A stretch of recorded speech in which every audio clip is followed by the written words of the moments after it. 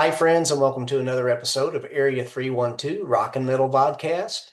I'm one of your hosts, Kent, along with my co host. Rex. Friends, regarding our very special guest today, he's a pioneer of Jesus rock music and part of the dynamic duo known as Pantano-Salsbury. He brought the fretwork firepower as lead guitarist in the high energy rock and roll of JC Power Outlet, delivering 1972's eponymous album and 1974's Forgiven. In 1977, he released Hit the Switch with musical cohort Ron Salisbury, and this was released on Larry Norman's Solid Rock record label. Friends, today it's our distinct privilege to welcome one of the patron saints putting rock into the gospel groove, Mr. John Pantano. Welcome, John. It's an honor to Hi, have you, Randy. sir. Good to see you guys. And hello, everyone. Yes, sir. Yes, sir. John, we thank you for your time, and we're just going to delve right in, and it only makes sense to kind of start at square one. And I would like to ask, was music a part of your life, a big part of your life during your formative years? No, I just started last week doing some. Uh, yeah, I was a kid. That's what I did. I just got interested in music early on. By the time I was 10, I had my first guitar. It was a similar story to many people I've heard, but we all went out and bought guitars back in the days. Or I should say my parents bought it for me. But yeah, I started very young, just playing around town when I eventually got good enough to join the little rock and roll bands around my town. And that's what I did for a number of years up until I actually met Ron and things changed. But the music was the essence of it. My parents were Italian, so they had music and singing and all that constantly in our house. So that was probably part of an influence as well. Who were some artists, John, which might have influenced you? Well, I think originally the Beatles, of course, come to mind instantly. Mhm. I think I was 10 or 12 when they came out, and they had Sullivan and all that stuff, the Sullivan show. But the Beatles were prime. But me, as being a rock and roller, I was, Jimi Hendrix and Cream and Clapton and all that was what I sort of pretty much grew up on. Led Zeppelin and all that stuff. Those are my rock roots. Among also playing Beatles stuff, Beatles songs. The good stuff. You can't go wrong with Good any of stuff. those bands that or artists Yeah, that you mentioned. Um, right. What about bands prior to JC Power Outlet, John? Were y'all playing the same genre? Were you in any bands prior then? And was it the same genre? And what about some band names that you had? Yeah, I had several, garage type bands, and then the better band that came out of that was actually we were called Purple Haze. We were like a psychedelic. We started out with Hendrix. We did all that kind of stuff, and that was our thing. And we played Hendrix, Clapton, and then we went into Beatles stuff and some Buffalo Springfield mixed in. So that was my main band before I met Ron. It was Purple Haze. We played all around town, the LA based clubs and things like that. Uh, and that was I did cover music for the most part. I never did anything original until I met Ron, and then it was like, what am I going to do now? I don't know how to play original music. So, but that was my influences were those guys, the '60s, late '60s rock people. Wonderful. And so I have these two wonderful albums here. There's Forgiven and JC Power Outlet, released in 72 and 74, respectively. And it's amazing to me, John, how because that's some early Jesus rock music right there, and you really get the let out on the songs that are the rock and roll tunes. And um, but the beautiful thing about those albums, for being early Jesus rock, is there's the good news of Christ injected in those songs. And so I'd like to ask, when did your relationship with Jesus the Christ begin? I started following the Lord in 1971.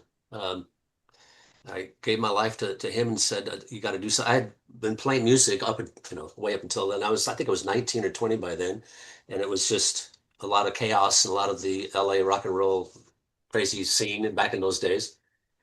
In '71, I said, you know what? I need something more than that. I actually, for 6 months prior to that, had a bad experience musical experience, and put my guitar into the bed. So I don't want anything to do with music, period. And that was sort of the changing point in my life. My brother came home, was reading the Bible, and I thought, this is weird. My younger brother was a wild kid, and he was reading the Bible, and I thought, what's going on with this guy? So, and I watched, and I paid attention, and then sure enough, it got to me. I said, okay, I got to give my life to the Lord and change. And at that point on, music became a different thing. And I picked up my guitar again and started singing, and it was a nice moment. But that was 1971, and right, shortly thereafter is when I met Ron, and he was starting the J.C. Powell.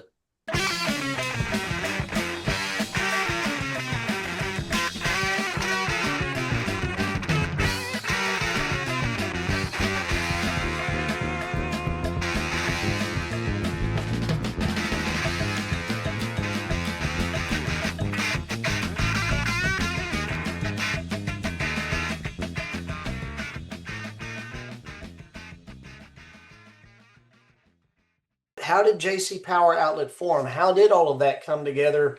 Where did you meet Ron at? And please just tell us about the formation of JC Power Outlet. Sure, Ron had already started. He was like a solo singer guy, kind of folksy guy, and he was wanted to sing for the Lord. He was playing in some pretty great rock bands himself, opening up for Three Dog Night and people like that. And then he got just whatever the word is, disenchanted. He said, "This has got to, there's got to be something more." And he decided he wanted to sing about Jesus. And when I heard that, I wasn't. I thought, you can do that. So in those days, there weren't too many people. There was a few. There was Love Song and a few other bands that I became acquainted with. But Ron was set out to do that. And he started J.C. Powell. He had a bass player from his church, Greg Pro, and then Rick Fry is actually who introduced me to Ron. I was strangely enough, someone invited me to a Love Song, small coffee house kind of thing in Pasadena. And I decided, well, I think I should go check these guys out. I hear they're pretty good. And when I heard them, they were phenomenal, of course. And the guy there said, why don't you come back next week? There's a guy here that's going to be Ron Salsbury's going to sing. So I went back, and Ron had a drummer who I just happened to know. He walked out to me afterwards and says, John, you got to meet Ron. So I met Ron that night. And then eventually they kept bugging me to come and play. And he had a drummer and a bass player and actually another guitar player that was about to join up. And then Ron, I finally went over there a month or two later, and we just played, and Ron asked me if I wanted to just join up, and I said, of course. So that's the original J.C. Powell. It was actually Ron's calling to say, I got to sing about Jesus. And like I said, in those days, there was a handful of people doing that. But so it was all new to me. And it's like, this is great. You can actually sing about what you believe in. And of course, we were rock and rollers, so that was our roots. We just wanted to play music. At the same time, our lives were all changed, and we wanted to express that through our music. Did you have any trepidation at first, John, with because again, you guys were some of the earliest guys that in your songs when you all did the driving rock tunes, I'm putting the emphasis on the word driving. I respect Love Song and I love their material, but you guys really got the let out on some songs. Did it feel strange to you at the time? Did it seem foreign, or did it seem natural that, hey, this is just me expressing myself and I'm a Christ follower? Because a lot of people, was there the stigma of rock and roll being bad at the time then? Yeah, there was a lot of that. That we were a little too heavy for, you know, for Christian music, which was just starting in a sense, a little too heavy for the church, and so we had a lot of places that didn't want what we were doing, and yet we believed sincerely, not in rock and roll, but we believed what we believed, and we thought. And Ron was writing all the songs, and they were all about Jesus. They were all really, as you could see on the records, and we were rough, and we were a little bit raw at the beginning, a little a little heavy, but we because we enjoyed music, all of us were coming out of that. That's what we wanted to do, and we kind of. I'll have to be honest with you. Ron's songs were him just acoustic guitar. We kind of rocked him out, and then he got into it even more because he said, "This is fantastic. We're a rock band. This is what we should be doing." Of course, not all our songs were heavy Right, pounding songs, but right. we got a lot of static though. There were places that I remember one time we were on our way to a concert and they canceled because they heard that we were a loud rock band. We were halfway there across the country, and Oh, they said, okay, we don't want you guys, which is fine. And that happened a lot. We got a lot of static for we were a little too loud in rock and roll for certain things. And then there was a time when we would play and would tone it down and just do acoustical types of things when it was proper. like a Sunday morning church service. We got invited to play. We usually didn't rock those out. We usually did our mellow thing, but we tried to be respectful at the same time. Some people didn't like, and in those days, it was a big thing about rock and roll being satanic and all this crazy stuff. And so we were kind of in the early stages of that. One of the coolest band names ever in my book, JC Power Outlet. I mean, how cool is that? John, who thought of that name? That was Ron. He had an idea of the AC power outlet in the wall where you get your power. So Mhm. he just said, Jesus, JC power outlet. We had some interviews years ago, like TV show type things, like Johnny Carson came in, and they asked us, "What does JC stand for?" And Ron would usually say, "Well, it's not Johnny Cash. It's." And one, I always remember one show we did where the woman had no idea who we were, what we were doing. I'm not even sure why she had us on her show, but she said, "What does JC stand for?" And when we said Jesus Christ, she was like jumped. It's actually funny. She said, "Oh, okay, that's real nice, you guys." I guess it was a little blunt for her to hear that, but it was fun. But that's what, yeah, Ron came up with JC Power Outlet. He wanted to call the band that because he wanted the power of Christ basically in our music and probably in some other ways as well.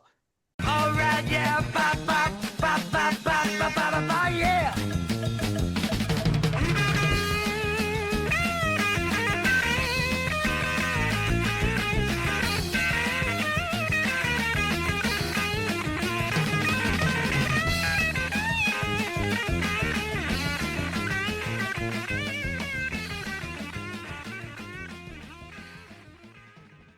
On both albums that I have of JC Power Outlet, you all have some, I'm talking blistering songs. I mean, your fretwork is unbelievable. Um, and then it's kind of like, okay, we'll have a driving rock tune, and then there's kind of an acoustic based rock song, and it kind of alternates, through both albums that way. So what I was wondering there, because I'm trying to think of the time period, and during that time on 70s radio, you would have they would play Aerosmith and Led Zeppelin, and then they turn right around and play Bread and Gordon Lightfoot. Right. So my question is, was the balance of driving rockers juxtaposed with the acoustic based, was this simply because that was kind of like the flavor of the time, or was this more at the behest of the record company, Myrrh, saying, "Hey guys, we're going to let you rock out, but we also need to kind of counterbalance that"?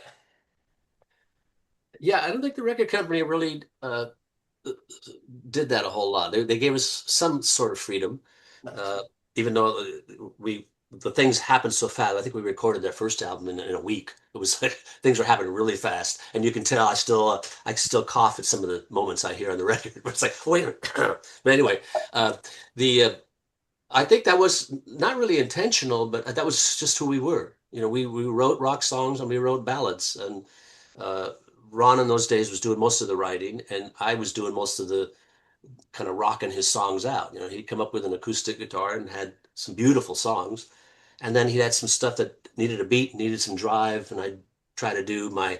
In those days, like I say, the first record is very primitive and very quickly done, and some of the things I still kind of like go, what was I thinking? But it was just the way it was in those days. I've progressed quite a bit later on, uh, but the music, yeah, it wasn't really intentional. It was just we were a band, and live we did the same thing. We'd rock out part of the show, and we'd have almost worship songs type things later on in the show. I mean, it was just part of our ministry, I guess. I hate to call it a show because it really wasn't, but that was not intentional. It's just the kind of songs that we were all coming up with. Maybe it was part of the times. Uh, you write a rock song and you write a beautiful ballad because we liked all that kind of music anyway. So that was coming out through our veins, I guess. Sure. And I get it. I mean, every band that I mentioned, whether it was early Aerosmith or Zeppelin, or whether it was Brett and Gordon Lightfoot, I have all that in my collection because good Yeah, music me is too. good music. Right. So, yeah, same here. Yeah. Now, I also found this interesting that your first album was released in 1972. Well, that was the year that the Myrrh Records label started up. Um, you all assuredly, I know who the first four artists slash bands were, but you all assuredly, that was the year that they released you guys. So how did Myrrh find out about JC Power Outlet? How did y'all come to sign with Myrrh? We had been around for a while, probably at least a year or so, just traveling and playing, and so we were kind of out there already, performing a lot. And as far as I know, Myrrh had Randy Matthews and possibly someone I can't remember exactly sure. I know Randy Matthews was one of their first artists, and I think they were looking for some sort of a more live or more of a rock type of band that they could sign. And Ron's older brother, who's Sonny Salsbury, was already connected with Murph through his. He had like it's kind of contemporary, youthful stuff that he would do, and he had a couple records on Murph. I think his connection with that allowed them to see because they knew us through Ron's brother. Through Sonny, and I think I don't know that he pulled any strings, but I think he told him about Ron doing the JC Pryor Outlet band, Mhm. and so they approached us about coming in and possibly signing with them. They already sort of knew about us, and that's how that sort of came about. I think we were one of the first official rock bands to sign with Myrrh back in those days. I might be wrong on that, but I think we were early on. I know Randy Matthews was the only artist that I knew that was already signed with Myrrh. There was another band called Dust that released one album, but I'm going to tell you, That sounds familiar. Dust, yeah. nobody, John, rocked that guitar fretboard like you did. I mean, it's blistering, and I am like, wow. I remember a long time ago. Um, so a few decades back, I was on staff at a church, and the music minister. I remember him asking me in the '90s, man. He goes, because he knew that I loved Christian rock. I cut my teeth on that beginning in '82, and he was asking me. I remember him asking, "Have you ever heard of Ron Salisbury and JC Power Outlet?" And at the time, I didn't. But whenever I checked you guys out, I'm like, wow, I didn't know that there were rockers as driving as you delivered back in '72. Brother and sister, just don't shine it on. You be turning your back on the greatest thing around. Yeah, yeah, yeah. Jesus loves you and he's here right now. And for you with love, he laid his body down. Let's play it all right, yeah.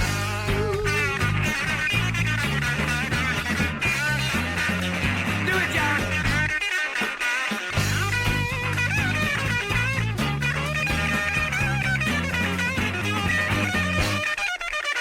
I want to ask about this cover, this wonderful cover,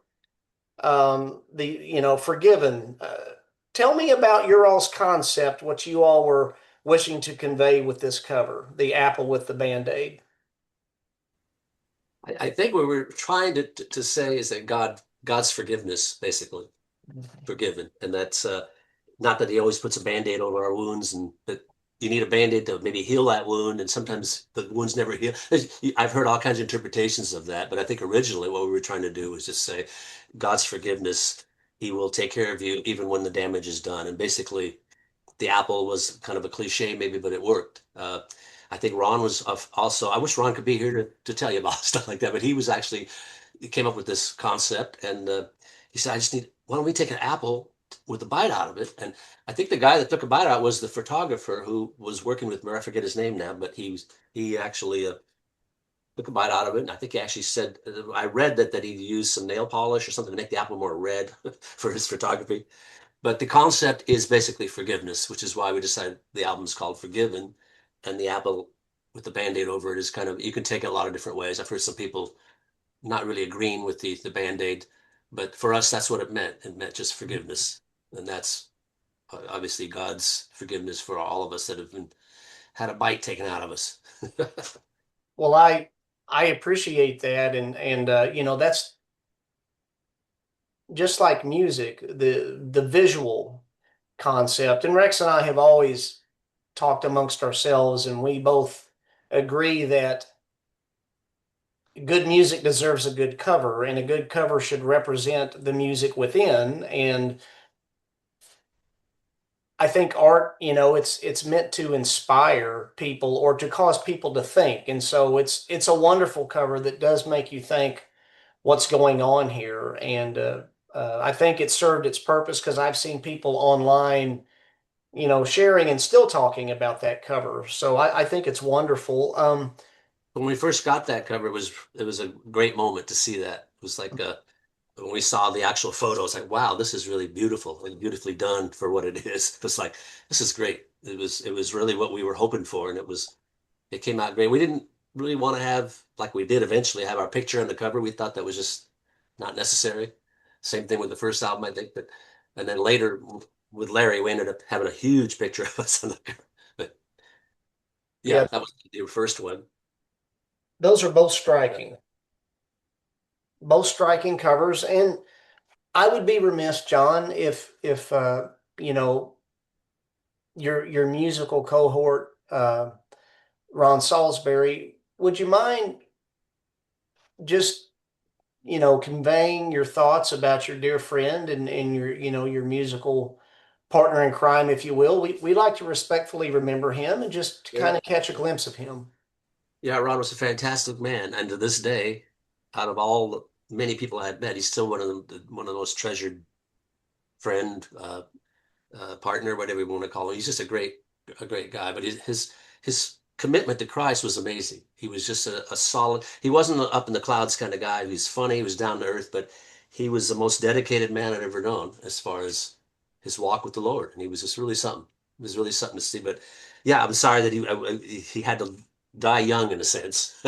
But his calling was to get people closer to Christ, and he certainly accomplished that with the music. And then from that, he went on to he became pastor of a church up in Central California, which was it was probably a couple hundred people there when he first started, grew into thousands. It was quite a place, still is.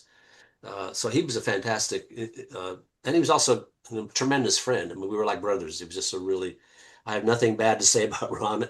Really, for many years we were together and traveled 10 years together, and it was a lot. You could say, oh, well, he was great except for this. I didn't have anything like that with Ron. He was really tremendous. Uh, I know it's hard to believe that no one's perfect, but he was just a great guy. He really was. His heart was in the right place. He was always doing the right thing. He was as honest as anybody can be. And he was always kind and giving. And like I say, his heart was to tell people about Jesus and bring them home to the Lord. And that was what we did with all the music. And then afterwards in his church, it grew because of him. He was a fantastic, fantastic Christian, fantastic guy. I have nothing uh, that I can think of that would be different than that. He's just a wonderful person. And I'm not That's exaggerating. He really is. He really was. So, and I miss him a lot. I miss our connection. It'll be almost 10 years this July that he's gone home to the Lord, which is great. He's probably having a great time. So. Yes, he is. Yes, he is. And one day we'll all be home too. This isn't home here. So Right. Yeah. well, thank you for sharing that. And that's one of the purposes of our vodcast is more and more, John. There's some other artists that Rex and I are very fond of, and we realize, that not everybody. We hope to get on record as many great artists as we can to tell about their inspirational journey in the hopes that it would inspire others. And we're on a limited time here, right? So Sure, sure. And one thank other thing I might add about Ron is that he was a talented human being. He could write songs, he could sing, he could play. He was a great leader with his church. He was just a all around not only an amazing guy, but he had such passion, and he had such talent that I believe was God given. His calling was that he could really sing, he could really write, he could really play with the best of them. And it was really great to have that talent that he had. Of course, it rubbed off on what I could do with him, with the JC Pilot and what we did later. But I was very fortunate. I feel still to this day extremely fortunate to have met a guy like that. like iron sharpening iron. Yeah, yeah.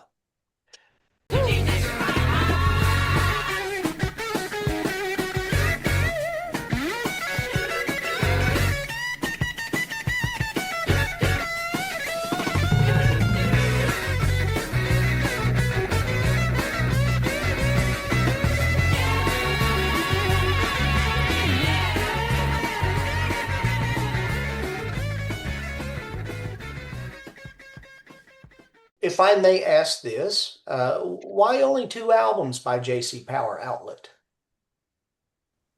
That's a good question. Actually, the last album we did with Larry Norman later Right. was supposed to be another Jason Pallet album. Hence the name Hit the Switch. It was Larry's idea. I don't want to get ahead of ourselves here, but it was going to be called JC Power Outlet Hit the Switch. And that was appropriate. It was a great name for that. And eventually it became Pantano-Salsbury because something along the way there we decided to do something a little different. And JC Power Outlet had been around for a few years and we were quite busy. At one point, it was just Ron and I traveling as JC Power Outlet without the band because it got real expensive to do that. So it was just Ron and I going around singing and playing and doing stuff, still under the name of JC Power Outlet. And that's when at some point in 1976 or five, I can't remember, we decided to switch over from. So that JC Power Outlet sort of ended slowly, and Ron and I were still JC Power Outlet until the Hit the Switch album came out. Then we decided it was a little bit of a different direction, trying something different. And that was going to be more of a, in those days, it was real popular to have these two, like Loggins and Messina, Hall and Oates, Seals and Crofts. Those kind of were all over and that's what we decided we were going to, okay, let's be Pantano-Salsbury. And so JC Powell just kind of faded. But originally, it was supposed to be a third JC Powell record. And it's very different, the third record than the two JC Powell ones. But that, I think we had a contract with Myrrh for two recordings, and then at some point we went over. Larry kind of decided he'd be interested in us recording with him, which is what we did. Well, and that's why I was wondering, John, because that Hit the Switch album, it's, for the most part, quite a bit different musically. I would call it, pop. I don't know. There's a lot of bands and music in the late 70s like that. It just puts you in that late 70s, mood and whatever. And so that was sort of done intentionally, to kind of change musical directions with that album. Yeah, I don't know that it was intentional, but the times were a little bit different. But I kind of missed the driving rock stuff, to be honest with you. And I was hoping that Hit the Switch would have been as driving as some of the JC Pilot stuff. But for some reason, the songs were different. I was writing some songs by then, and they were a little bit of a different approach to the recording, and they came out a little funkier style, and we had some ballads on there, so it was a little different. I hate to use the term yacht because everybody's using the yacht rock stuff. I Yeah, really hate that term, yeah. but some people they're calling it. It blends in with that period of time of the mid to late 70s, I guess. But I don't think that was intentional. I think we were. I wish it would to this day. Wish it would have been a little more rocked out, a little heavier, and it was just the way it was produced and put together. Well, and I have the expanded edition of that. I think that's on Bandcamp, if I'm not mistaken. So Yeah, right. fans can check that out. And what I like about that, the whole release of that, is the original album's been remastered. There are remix versions of those songs also, and then there's like demos and stuff. And some of the demos are, very interesting on there. I think if fans, like your guys' stuff, they would definitely want to check out getting that expanded edition of Hit the Switch. So it's very cool to have all that available.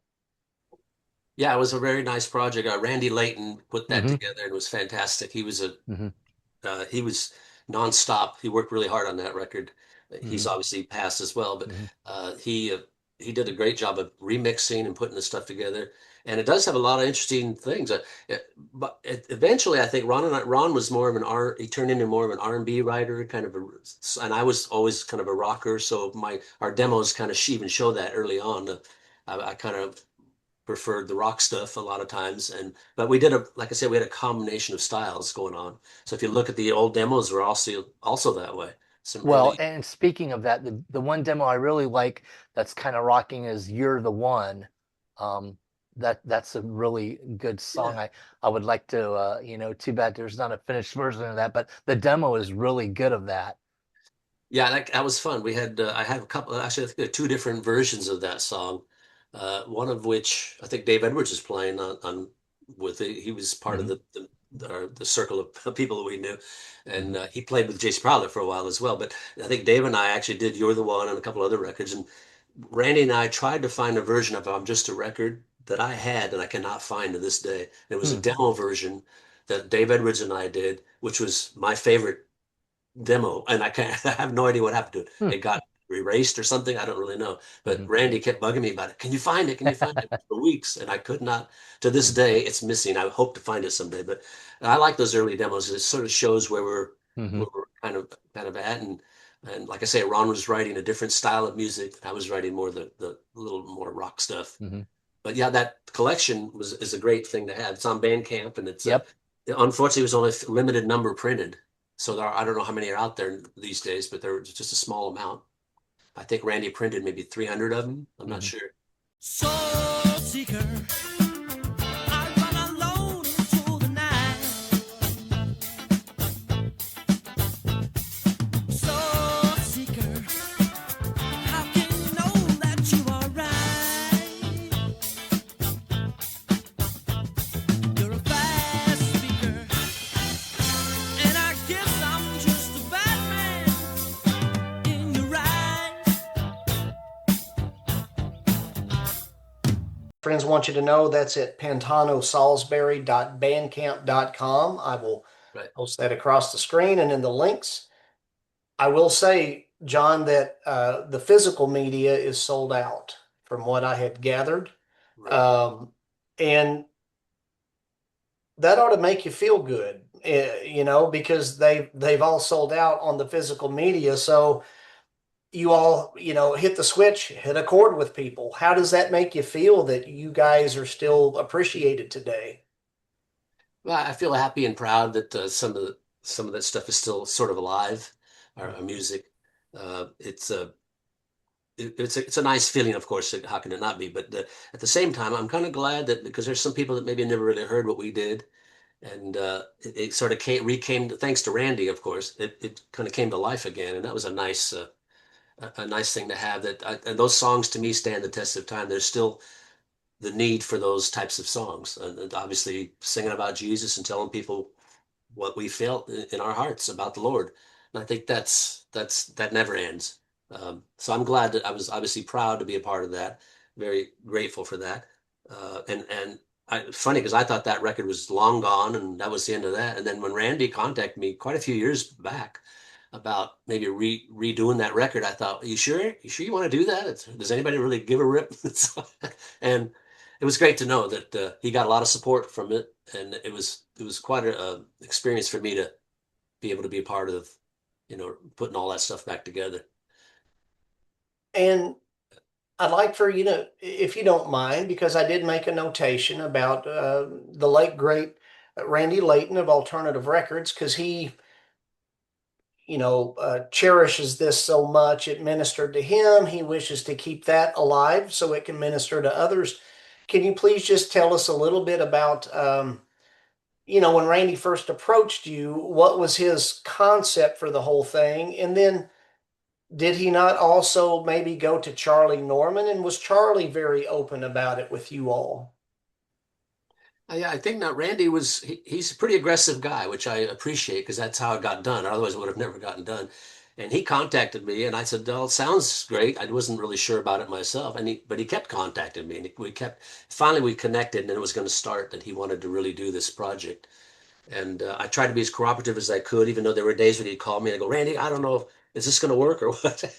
But when they finally, he had to get the masters, and he got the masters. I don't know if they were in the trash can or where they were, but I don't know Charles at all. And he connected with him and managed to get the masters. And he called me one day and said, John, I got the masters to hit the switch. I'm going, you're kidding me. You actually were able to get them? I thought they were just buried somewhere. So, and they needed a lot of work, and he did go and do that. He had, and I wasn't because he lived in I think in Oregon, and I'm down in Southern California, so I didn't get a chance to actually be a part of the recomposition of those master tapes. They had to do a lot of work to get them back up to the quality that needed to be, especially going into digital stuff. So he was adamant about doing it. He was excited about it. I think he He didn't get to meet Ron, I don't believe, but he was kind of upset that he didn't get to meet Ron. And his Randy's days, sadly so, his days were numbered as well, and we both knew that. And he was, like I said, he there were days when he couldn't do anything because he was just completely not feeling well. But he stayed with it. That man is one of the strongest guys I know. He did not he did not give up. And finally, the product came out. It took quite a while, but he was actually able to do it. It took several years before we actually began anything. When he finally got those masters, though, it's kind of trick. And then when he started to send me the remixes of some of those things, I was in tears. It's like this never sounded that good before. I always heard it as on my record. I don't. All I have is my vinyl record, which I think I have two of them, and it sounded okay. But when he did the remasters, it was really wonderful to see them kind of come to life again. Yeah, the remixes are definitely um make the record sound a lot better. They did a wonderful job on that, Yeah, John. they did. Yeah, he had a engineer. I think he went to Nashville to do a couple of them. And like I said, I couldn't directly be involved because it was a logistics thing about where we Mm-hmm. lived, what we were doing. But he every time he'd send me something, he'd always ask for my opinion, my approval, or what I thought, and I would tell him some things. I'm not sure about that part there, and so we'd have some great discussions about mixing over the telephone, which is kind of crazy, but we did it. And the product came out great. And then all the extra stuff from the product, he insisted on it all. I said, Randy, why can't we just worry about the music and tone it down? The idea of the demos came in very late. It was supposed to just be the Hit the Switch record. And then when he wanted to hear some of my old demos, like You're the One that you're talking about. When I sent him those, and I had some demos of Ron's also, and then he managed to get some demos from Ron's wife, Kathy, which I didn't even know existed. I knew Mm. Ron had stuff, and he contacted her. And like I said, Randy's very, in a positive way, aggressive, and it worked. And he managed to get some of Ron's early demos in the late 70s, some of mine. When I played them, he said, "We got to put these on the record." And I said, "Well, if you think." I mean, and they were all the stuff I sent him. I think Ron's as well were on cassette tape. There was no master. There was no reel to reel. It was from cassette tapes, and they managed to audio, somehow put it together and make it sound somewhat decent, but it is, taken from an inferior source, at least by these days standards. But they came out great, and I'm glad you listened to those, Rex. That's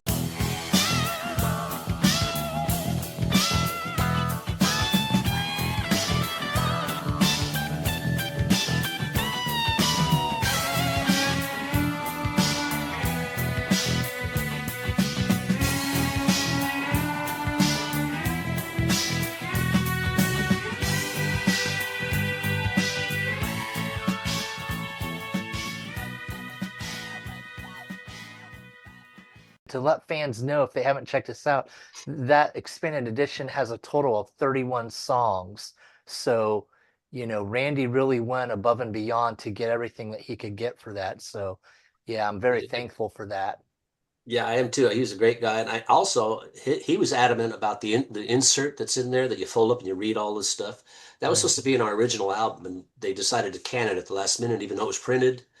And it was kind of an interview that Hmm. they did with us through Solid Rock Mm-hmm. Records and all that, and it got canned. So he was upset about that. So he said, "We're going to put it in here." So and that was probably the most expensive part of the project, getting that thing reprinted Mm-hmm. and redone, and he wanted it folded up in CD format. Mm-hmm. And he thought that interview needed to be in there, which is great because all those Mm-hmm. years it's been sitting around Yep.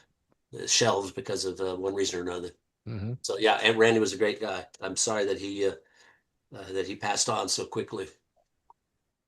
John, I'd like to ask, the initial Hit the Switch when it was released in 77, y'all recorded that. It was released on the Solid Rock Records label, as we mentioned, Larry Norman's label. How did Larry woo you from Myrrh to Solid Rock? How did that transpire that you all went with Solid Rock?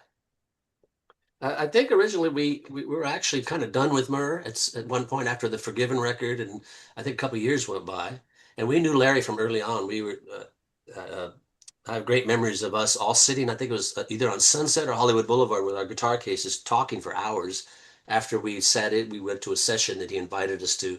That we had played somewhere together, and he's going to record this guy named Randy Stonehill.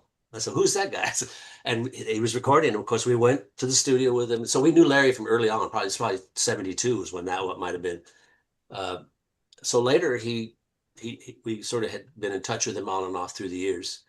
And at one point, he was going to be starting Solid Rock Records, and it was basically him and Randy. And then a guy named Tom Howard showed up, who was fantastic. So they did his record, and we were sort of next in line, and that's how pretty much how it worked. It was he had just finished, I think, Randy's Welcome to Paradise record, and then Tom Howard, they worked on his record and got that going. And then he just asked us if we wanted to be a part of the system, and we said yes, because we weren't really tied to Myrrh Records at that time. We had already parted ways, so to speak, been a year or two. And Larry's decided he wanted, and we were talking about the third J.C. Powell record, like I told you earlier. And Larry, I think, came up with the name, Hit the Switch. He said, yeah, J.C. Powell Hit the Switch. I said, that sounds fantastic. Let's go with that. And then, like I say, it changed somewhere. And actually, in the recording sessions, we decided to do the duo type of thing. But that's how it happened. Larry just asked us, because of our connection with him through the years, he finally decided that he should have J.C. Powell on his Solid Rock label, which is, I think, is what he was looking for.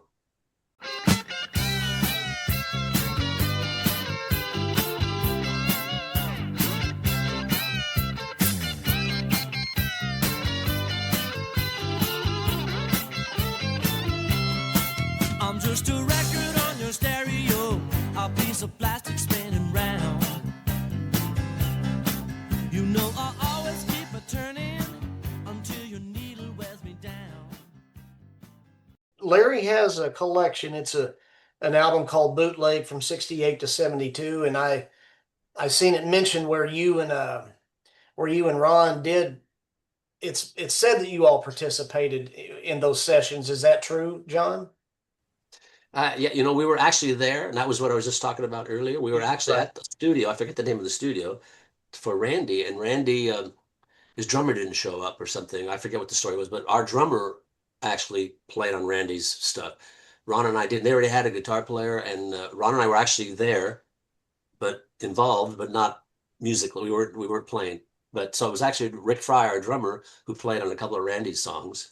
Um, and that's how, I don't know how it got around that JC Pilot played on Randy's stuff, but it wasn't quite that way. It was just Rick, our drummer, because he happened to have his drums with him, and they said, I'm assuming they didn't have a drummer, so I don't know exactly remember how it all happened, but Rick sat in, and they actually ended up recording it, and that's what ended up on one of Randy's records, well, one or two songs, I think. So it wasn't Ron and I, it was just Rick. Well, Let's get that clear. and that's why. Did you play on that record? No, I did. I did play on a couple other people's records, but not Randy. I wish I had played on Randy, so that would have been nice to have that. Randy was fantastic. It was like he was all of what, 18 or 20 years old, and amazing songwriter and great guy, funny guy, and obviously great music. So it was a nice experience just to watch him record and go beyond that. This is way before his Welcome to Paradise record, I think. Yeah. John, what about those other releases that you did play on? Please fill me in, enlighten me. They're just lightly a few parts here and there. I played on the Salvation Air Force as a record that I played on. It's actually a track that Larry did with "If God Is My Father." Played some guitar on that. I sang on Tom Howard's album on the One More Reason. I was with Tom one night, and he was recording. He was going to his studio to record, and I was with him. And he said, "You want to sing on this song?" And it was that "One More Reason to Pray." That's a great song. And I got lucky enough. He said, "I need you to sing Yahweh at this part." So if you listen real close, I'm singing Yahweh in the middle of the song or somewhere. But that's one of my favorite songs on his record, even though they're all great. But so I can't remember the others, but there was a few other people I just goofed off with that probably never made it to vinyl or well, in those days it was vinyl. And speaking of vinyl, so I'm pleased to have these in my collection. And Rex and I were discussing. I don't think they've ever made their way to CD, unless I'm sorely mistaken. But have you ever given thought maybe to, which I know the late great Randy Layton did an amazing job with the Pantano-Salsbury Hit the Switch, but have you thought about ever seeing about having the two JC Power Outlet albums released for CD, remastered and released? Yeah, it was in the back of my mind, but I never done anything about it. And Randy, I think, was very interested in doing that at some point himself. And I have several versions of that were actually on CD that people made and gave me with, and it looks exactly like the record cover, and they've got uh, the the digital version of both of those records. But as far as actually putting it together and mass producing it or putting it out there, it's been in back of a few people's minds, but I never really pursued to do that. I think it'd be a nice thing to have. The music stands, the obviously the message to me is the most important part, and that seems like it really stands up to Oh yeah. this day. All those songs and most of those are Ron's songs. They stand out and just it's fantastic to have them. But so it would be fun to have a way to do that. Now, I've never personally been able to actually get pursue that, even though I'm open to that. And I think that Myrrh owns all that, and they own all the masters. And they had probably I don't know where they are these days, but so there might be an issue with that, because Myrrh is the one that sort of owns all that. So uh, if there was ever like same thing with Hit the Switch, I always thought, well, who really cares? Who really wants that? However, you mentioned it, and like Randy would mention it to me several times. So we should do JC for Outlet and some point get those records out onto CD, which would be fun to have. But of course, things have changed since then. Now everybody's streaming stuff, and my CD collection is kind of. I don't think I bought CDs for a couple of years. I mean, I'm streaming music that I want to hear. It's kind of a different approach to the way our society is these days. But I hear that's coming back. But I don't know if that's true. That CDs are making their way back into the like vinyl did. So maybe at some point that might be a possibility. Putting the JC Pilot on a digital format. That'd be fun. But like I say, I have some people have sent me the actual CD of JC Pilot with the covers and everything. Nicely done, as my matter of fact. They did a beautiful job, and they sound pretty good. They sound, probably maybe better than the records. I know that the records were slightly sped up.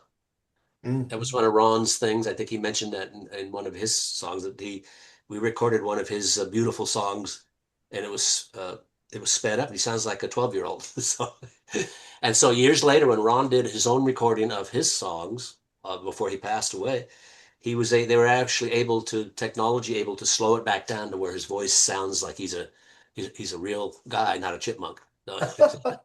So, and it was "I Choose to Follow You," which is one of his really well-known song, beautiful song. His voice sounds like he's very young because it's the way that was recorded.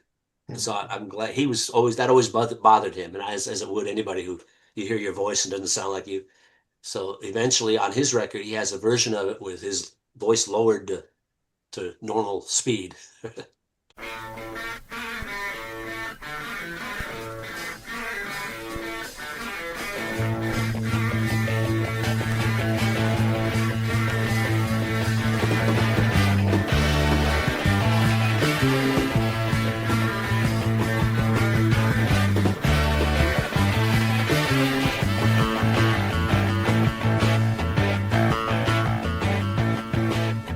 From the time I get up in the morning till I go to sleep at night. What about today, John? What are you still involved with music today, and or what ventures might you be involved with, which you wouldn't mind sharing with your viewers?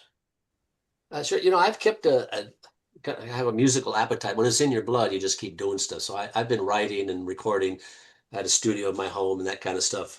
And with the technology, you can do anything with just a computer in front of you these days. So I'm always recording and writing. I have a couple of CDs that came out that were just acoustic guitar instrumental CDs that I've done through the years.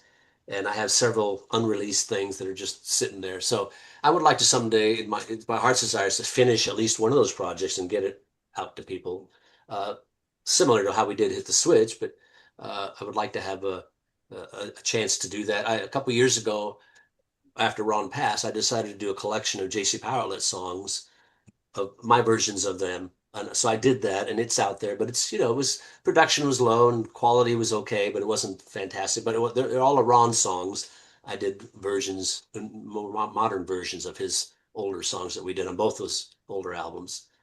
As far as myself, I'm still active, still playing music. I don't travel and sing and do anything other than, I sing at church when it's necessary. But other than that, but and I'm not saying I wouldn't like to, but I'd like to at least leave something behind that is my original songs from where I'm at these days. And I have something that's probably some of those songs are 10 years old at least already. So they're just sitting there. And when I feel like it, I come, for me, it's recreation, but it's also a nice chance to keep thinking, okay, I'm going to finish this song, the next one, the next one, the next one, and someday maybe put them together. And like I did with the acoustic guitar songs, they're already out there. But it'd be fun to do one with to make some statements, sing some songs vocally.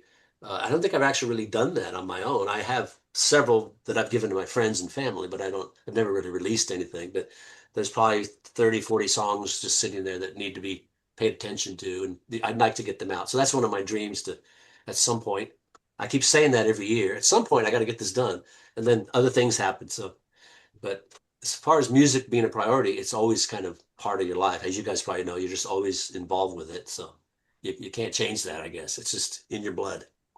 That's right. Well, John, is there a link where people could connect to hear some of this stuff? Do you have like an online source that people can tap into? Yeah, I don't have a .com yet with music on it, but I do have a YouTube channel that has several songs on there that have maybe never been heard by other people.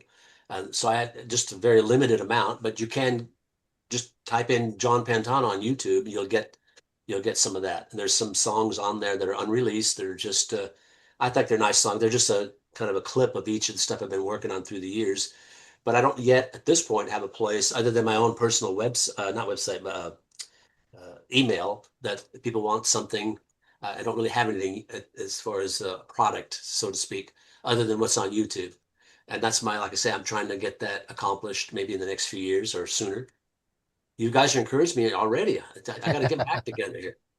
I get part of it's laziness and part of it is just, you know how life goes. You got stuff going on, you got things to do, which I think we were going to do this interview earlier on, and some other things came up that kind of distracted us all from, you know, of what goes on. But anyway, at some point I do, but I do have a not a website, but I do have the YouTube channel. And then I have an email. If anybody wants to contact me with my email, they can. And if there's any music or something that I could offer to them, I'd be more than happy to give that. And the email, I can give it to you now if you like. It's johnfromthecanyon dot at gmail.com. And From the Canyon is because I used to live in the canyon for many years. I did most of the recordings I do were up in the canyon. I'm no longer at the canyon, but I still call it From the Canyon. So my brain is still from the canyon. So it's johnfromthecanyon at gmail.com. That's my email to go to. Now, at some point, I would like to set up a website. And people told me I need to get on Bandcamp or some other places to put some new music on. I probably will do that. Randy was always bugging me about that too. And had he still been around, he probably would have encouraged me to you know, keep pushing me to do that. So at some point, I probably will.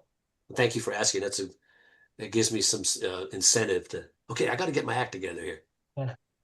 whatever that means.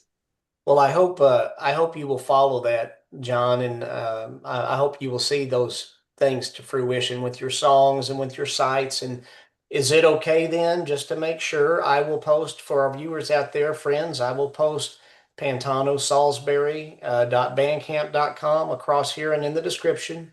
I will post John's YouTube channel across the screen and in the description, and also look for his that email. Is it okay, John, to publicly share that email across the Sure. screen? That'd be fine. Sure. Yeah. Be happy to hear from anybody that needs to connect with me. That'd be great.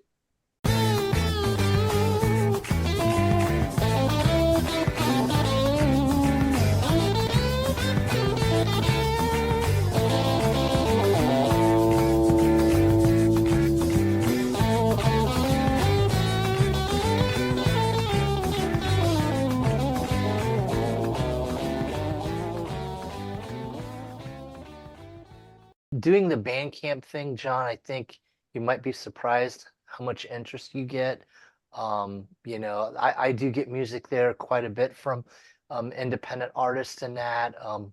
or iTunes if they're on iTunes. But I think Bandcamp might be a little bit easier for the artists to put stuff out there. Yeah. So I would highly encourage you to try to get that going if you Yeah. could. Thank you, Rex. Yeah, that's a good idea. I had in the back of my mind, I've thought of that, but you're right. You're right. That's probably a good place to connect, and I should probably do that. It'd be nice to have some you still feel musically alive rather than just stuff sitting in your digital hard file or whatever, you know.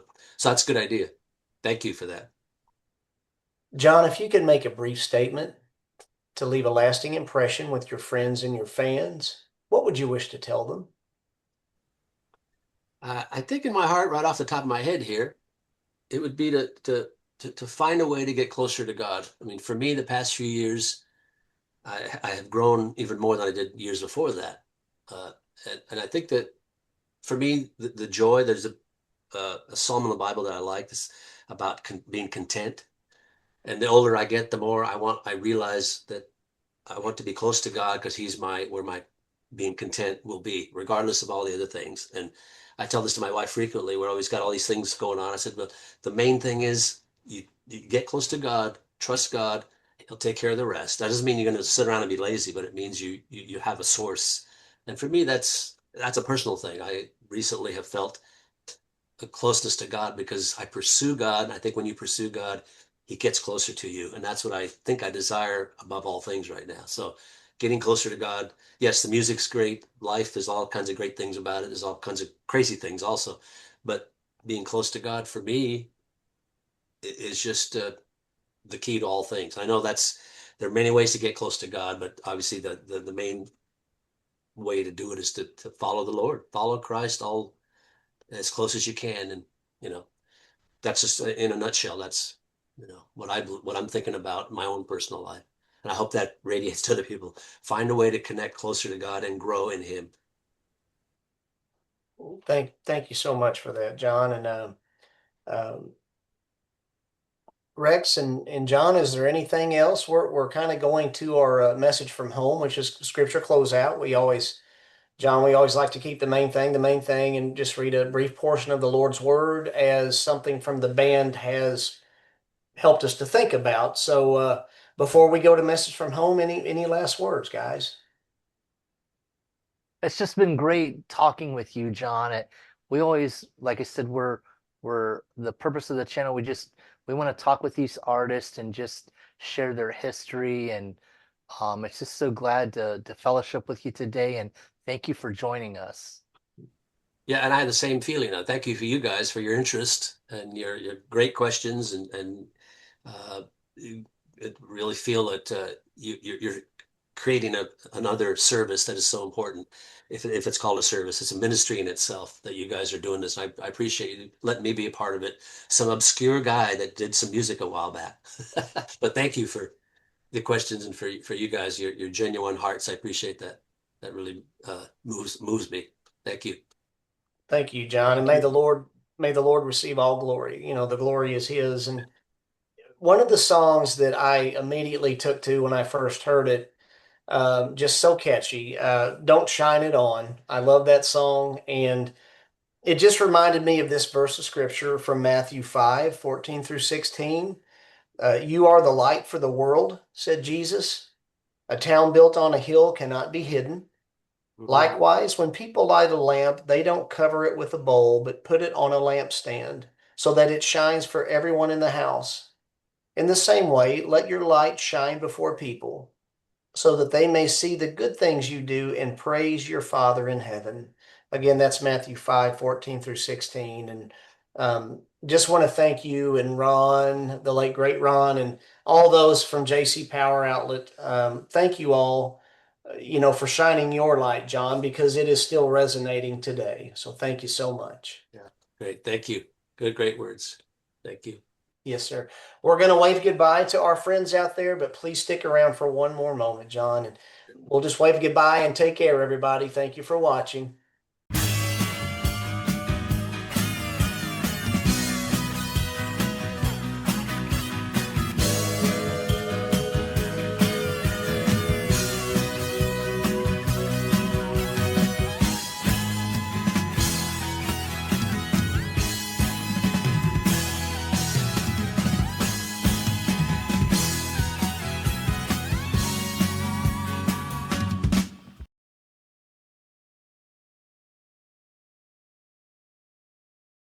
Hi, friends, and welcome to another episode of Area 312 Rock and Metal Podcast.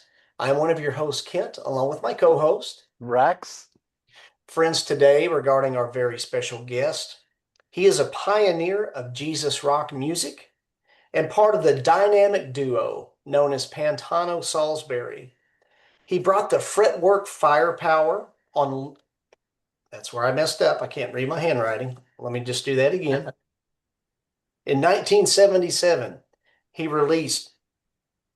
My eyes are getting worse, guys. John, if you could make a brief statement to leave a lasting impression with your friends and your fans. I'm gonna re-ask that. Yeah. There was some weird something Yeah. going Yeah, I heard a glitch there. Something Yeah. froze up. Rex froze up, it looks like. Yeah. He's still alive. Okay. He's still there. All right.